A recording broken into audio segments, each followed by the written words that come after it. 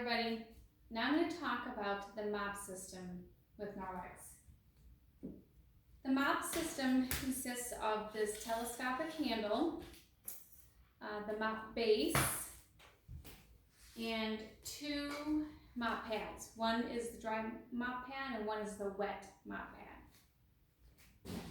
When you use your mop, you can see this base swivels. There is a latch here where you can latch it so that it only goes one way. A lot of people use this because they like to clean tall windows or other things like that, and you don't want it swiveling when you're up really high cleaning a window. This can, the locking mechanism here just helps it so that the mop base only goes in two directions. But for mopping, I'm going to definitely want this mop base to swivel. So I'm going to show you with the dry mop pad how we would sweep, basically takes the place of sweeping our floor. So with the dry mop pad, I'm going to rub it together like this to kind of, remember we talked about the dusting mitt, how to statically charge it? You're going to want the same thing to be done with the dry mop pad.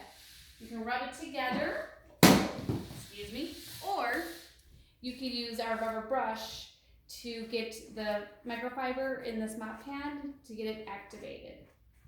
This mop pad does have back lock in it, just like our other microfiber cloths. The back lock helps with the self-purification process. And what it is the mop base is Velcro. So I'm gonna start with my mop pad. I'm gonna not center it on my mop pad. I'm gonna have it actually have a little bit extra left over, and I'll show you in a minute why. But I wanna show you, after I've statically charged my dry mop pad, how it just kind of like suctions to the floor. And that static charge is going to help mop up any of the crumbs and things that we have on our floor. So just like you've always done in the past, before you actually mop your floor, you usually would have swept it with a broom or something like that. Well, this takes the place of a broom. This is our dry mop pad. And when I start mopping, I go all the way to the edge, and the excess portion of the pad, I'm going to push up to the wall so I can get my baseboards clean as I'm mopping. And I'm going to mop all the edges of my room. I'm just going to pretend this is a wall here. And I would come back around. After you do all the edges of the room, I go through the middle of the room in a figure 8 motion like this. You can see that my telescopic handle of my mop system is about chin level, because you want to have the telescopic pull like next to your body instead of like leaning over and mopping like might be a classic version of mopping.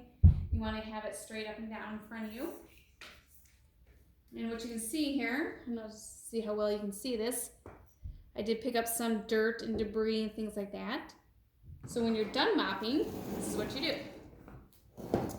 You take your mop pad over your trash can and your rubber brush, and you just brush all that dirt and gunkiness, all the crumbs and hair. If you have pets in your house, all that pet hair, brush it right into the garbage.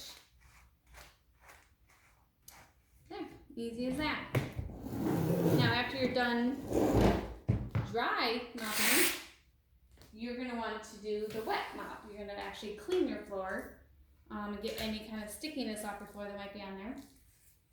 Now, when you use the wet mop pad, you're going to want this to be completely wet. So what I do is I take it under my faucet like this. I get it all the way wet, so it's all completely wet. Then I'll roll it up and I'll wring it out. Get out as much extra water as I can, because I want my wet mop pad to be wet, but not dripping wet, because you don't want to have a ton of moisture on your floor. And then again, I'll do the same thing. I'm going to offset the pad so that the extra portion of the pad can go up on my baseboard. It's a great way to clean baseboards as you're mopping. And I'm going to go again around all the edges of my room.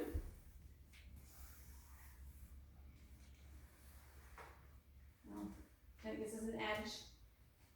And a lot of people, when they have wood floors, they usually like to go with the grain of the floor, which I usually do too. And, you know, but it's not like it's necessary. But I'm gonna go through and mop my floor and get all the dirt, any kind of like footprints that are left on, any stuck on food, jellies, things like that. One of the great things about having the extra portion of the mop pad down here is also, like, as I get older, I get lazier. If there's something stuck on, like maybe someone left something super sticky on the floor, I take my foot and use the extra part of the mop pad to scrub away at that portion of whatever's sticky on the floor. Another great thing about this telescopic pole as part of the mop system is the ball on top. This can be used as a scuff remover on your floor, which is, I think, a great thing. And also, this little ledge thing right here, this little ring, I guess you would call it, is used so that if you had your wet mop pad and you had to go put your mop down for a minute to go do something, you usually don't want to leave your wet pad on the floor. So you could hang your mop pad or your mop system on the edge of a counter or a table or something if it's high enough. And that is the mop pad. So I'm going to put it in chin level.